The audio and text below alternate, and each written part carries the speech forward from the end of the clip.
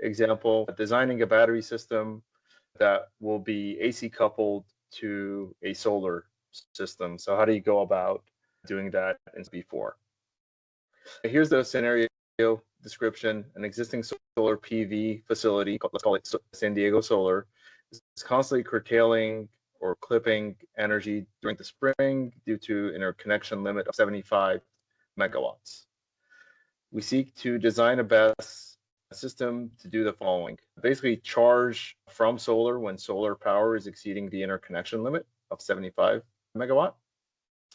And then when solar is not producing, overcast days, we want to be performing energy arbitrage to benefit from different rates during peak hours and non-peak hours.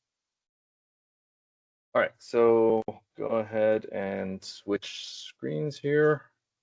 I can actually just use this one. So here we'll do a new project, okay? And then we'll just go to the battery profile creator. And from there, we'll turn on clipped energy storage. And let me just get the slides here, the other screen. All right, so first thing we'll do is, since we selected the clipped energy storage app, we'll go to the app tab here and then select the PV profile of that PV facility. So San Diego Solar. So as soon as we select that, kind of pops up here. And then we input the charge threshold. So in our case, the interconnection limit is 75 megawatts. So basically, any power greater than 75 megawatts, we want to charge to make sure we don't exceed the interconnection limit.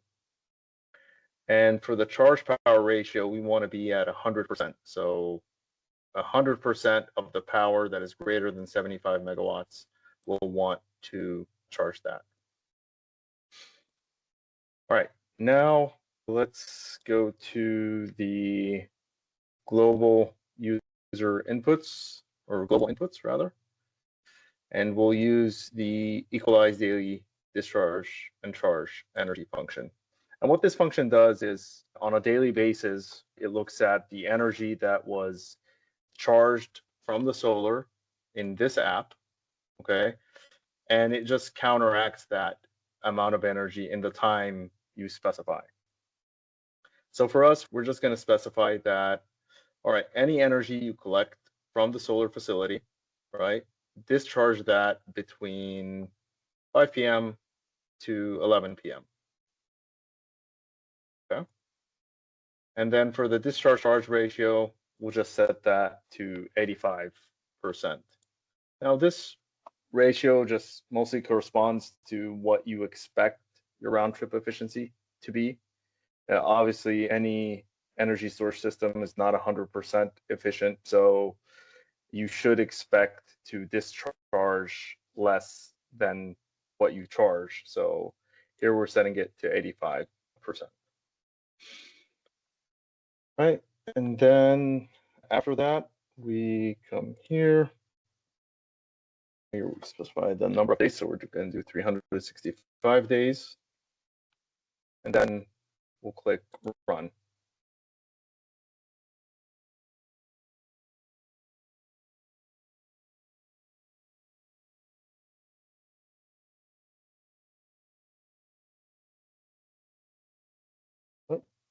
The one or more input profile does not match the base. Yeah, I think the input profile is 1 hour, so that's why I got that error. Let's click run. So completed successfully. So then I can go to the full profile. I can click update here, right, and see how the battery system is dispatching, right? So charging from solar and then discharging later. And one thing else that's very notable is that there's just a lot of days that this battery system will not be doing anything. It will just be sitting there. Per the scenario description here, we had a secondary application, right? We wanted to charge from the grid when there's no PV output, right? So we can make a little bit more money from this battery system, right? Get some more value out of it.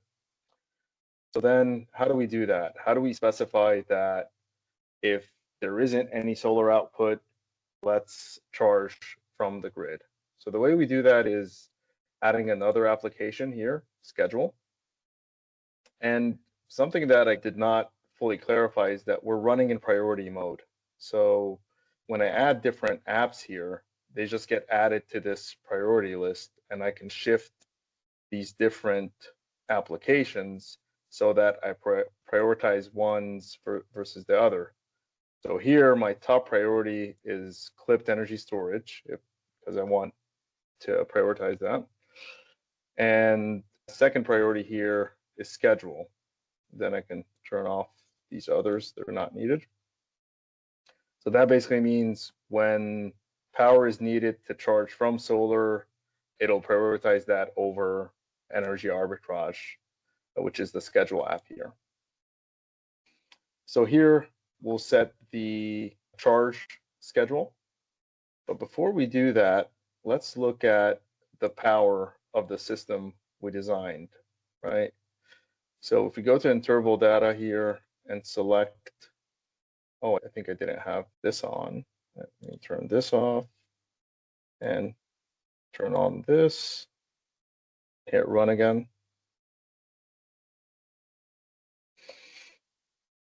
So now it loaded the profile here, and it just called it unnamed project because I didn't specify a project name.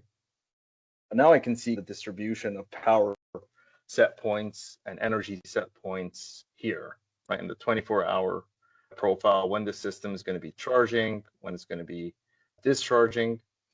And one thing I can glean from the energy histogram is that about 58% of the days, there is neither charge throughput or discharge throughput. That's also very clear here, right? So that's like about 58% of the days the battery is just sitting there.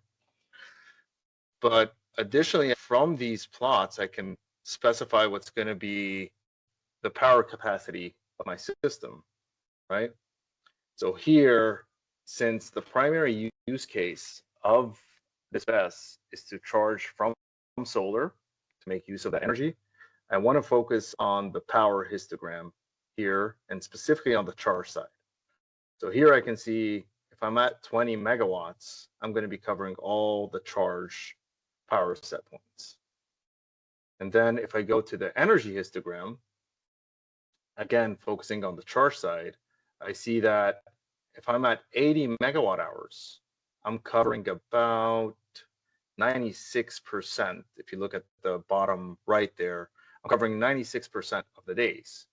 So it really doesn't make sense to size my system based on 140 megawatt hours, right? Just for an additional 4% of the days to capture those fully. So then now we know that, okay, we should probably size this system to be 20 megawatts, 80 megawatt hours. Okay. So then back here in the battery profile creator, as we're specifying the schedule, we'll specify it with that in mind, that this is going to be a 20 megawatt, 80 megawatt hour battery system. So then here we'll just specify that we want to charge. And by the way, this is all written in the slides that should have been communicated to everyone, if anyone is lagging. So here we specify that we want to charge at 20 megawatts, and the start time we'll just do 8 a.m. to 2 p.m. Okay, and here it gives you the option to select the months, but I just want it for all the months, and I'll click add. So basically now I'm charging at 20 megawatts for 4 hours. Okay, so now we'll run that again. And by the way, I won't change the energy equalizer because that doesn't need to be changed here. Then click run again. Go back to the battery system modeler. We'll see, starting with the energy histogram, a better distribution of throughput, right? So at the very least, you're charging from the grid. There's no kind of that delta we had here. It's no longer there. So you have a better utilization of this plant BESS. And make it more visible here. Show you the comparison here from the slides. So this is what we had originally, was just PV clipped energy capture. And this is what we now have, adding energy arbitrage to it. Okay. And also you'll notice that the 24-hour profile is now makes much more sense over the original case, right? So in the beginning, with just PV, you had a lot of months where the battery's not doing anything. But here, even in December, right, where the battery wasn't doing anything, now you're doing energy arbitrage. The whole point is to just make sure that you're accounting for all the applications that either are planned to be executed or may be executed, to avoid undersizing your battery system.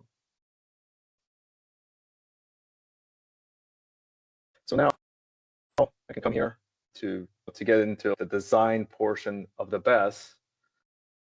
This BESS needs to be 20 megawatts, 80 megawatt hours, okay, with a project life of 20 years.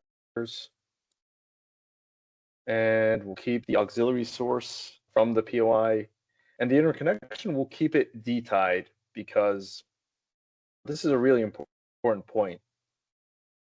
If we look at kind of the scenario description, the battery system is going to be charging from the solar. So we want our point of interconnection to effectively be here. And that's what's coming out of the battery profile creator. All right. So then I think this is a better diagram. So this is the point of application of the point of interconnect. That's why here, even though the system is transmission tied, but here we're specifying it as D-tied, because that's where we want to apply our point of interconnection, right? It's being applied right here. Then we'll use financial results, battery degradation, set it to 100%, or the initial state of health, set to 100%, and deduce enclosure temperature auxiliary load. Then we'll get into turbo data. It's already pre-selected to be time series. For the TMY3 profile, I think this was San Diego, so we'll select that file here. And then under equipment, going off of memory here, let's see what we had in this example.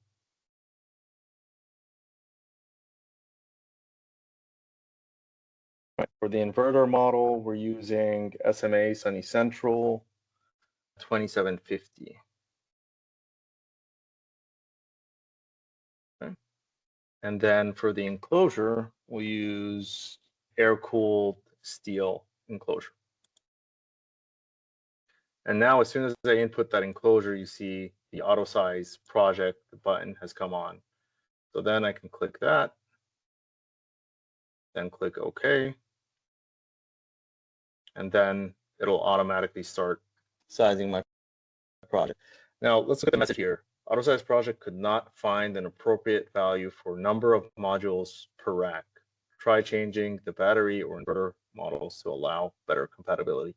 The reason that message is coming up is the battery model is incompatible with the inverter model, right? And some reason that may be happening is because the module voltage is just too high, to the point where adding incremental modules on top of each other to form a rack just creates a voltage that is incompatible with the selected inverter. So what we can do here is just switch here to maybe a 306 amp hour. I think this one has a different voltage level. And then let's try auto. Okay, looks like it's working. Now the auto size has completed. So if we go under system specs here, see the number of modules, number of racks, and number of inverters has been populated here. and losses as well, as we discussed before. Operation as well. These have been filled out. I'm just going to load the example file here just to make sure I'm not missing anything. There we go. And also for those of you following along, you should have, when you go to open here, you should have this file, webinar_solar plus storage. So you can just load that.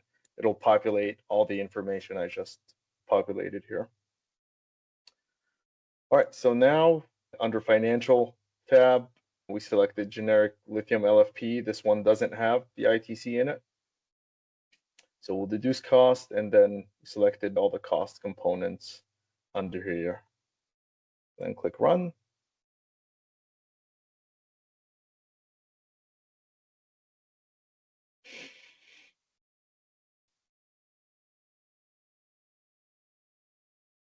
I think I have the report here. Oh, it's done. So generate report.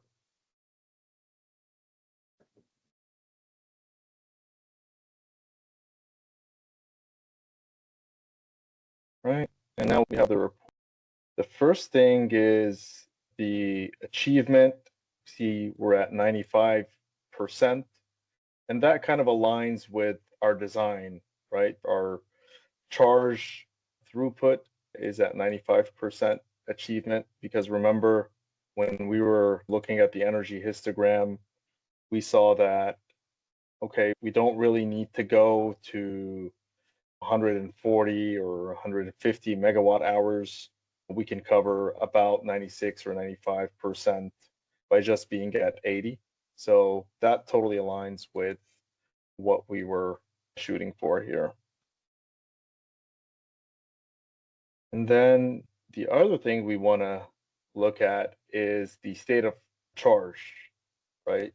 Now, why is this happening? And just to explain what's happening here. So on the x-axis here, these are the days in the simulation. On the y-axis, this is the state of charge. So what this is telling you is that day over day, your state of charge is going up. And what that means is on a daily basis, you're not correcting or steering your state of charge to keep it within a normal band. And this is not how battery systems are operated. In operations, what operators will do is on a daily basis, they will take some time out to basically charge or discharge the system to get it to a state of charge where it's ready for its next operation. So in our example here, what your battery system will need to do is it'll need to be at a minimal state of charge at the beginning of the day, because it's expected to charge in the daytime, right? So it's probably a good idea to use that time, maybe 1 a.m. to 6 a.m. or 7 a.m. to get the state of charge down to a point where it's ready to charge from solar or from the grid in the morning. So why not just ignore this and then just use the financial results here? The reason we would not want to ignore something like this is because for most lithium systems, being at a high state of charge for a long time results in more degradation than if you're at the lower or mid state of charge range. The whole purpose of why we're doing this is we want to be as accurate as possible. We want to mimic what is actually going to happen in operation. So basically we can go back here into operation and turn on daily state of charge steer.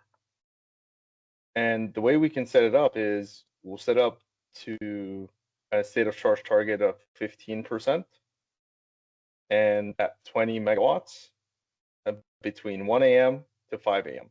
So that basically means in this time period where this BESS is not really doing much, it'll discharge to get the state of charge down to 15% here for the SOC target.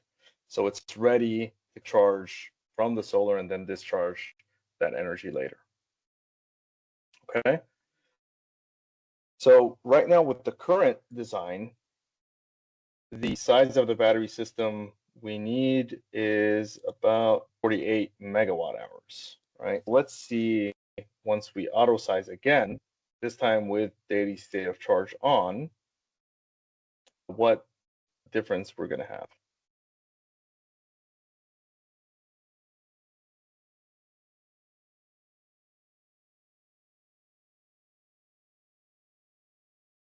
Expect the needed battery capacity to go down, because now we would be, like, the state of charge would be at a kind of a lower band, which is less impactful than constantly being at a higher band. But let's see what happens. So here in this case, we degraded from 100% down to 65.6% at year 20. Well, let's see here. All right, it's done.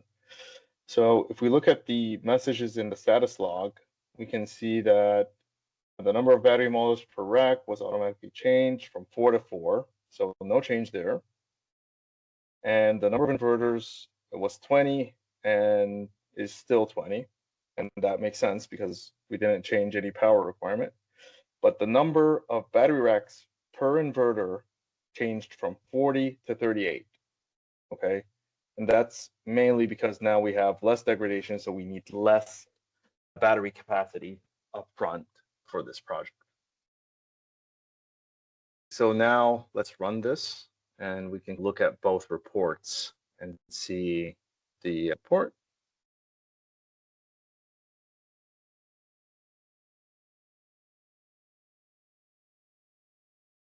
So let's put this on the left and this one on the right.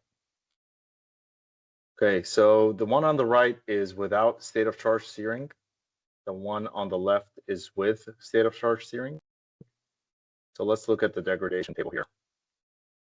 Without state of charge steering, we degraded down to 65.6%. With state of charge steering, we degraded down to 71.3%, which means we needed less capacity up front with state of charge steering. Okay, now what kind of cost impact does that have? Let's go here to the net present value charts.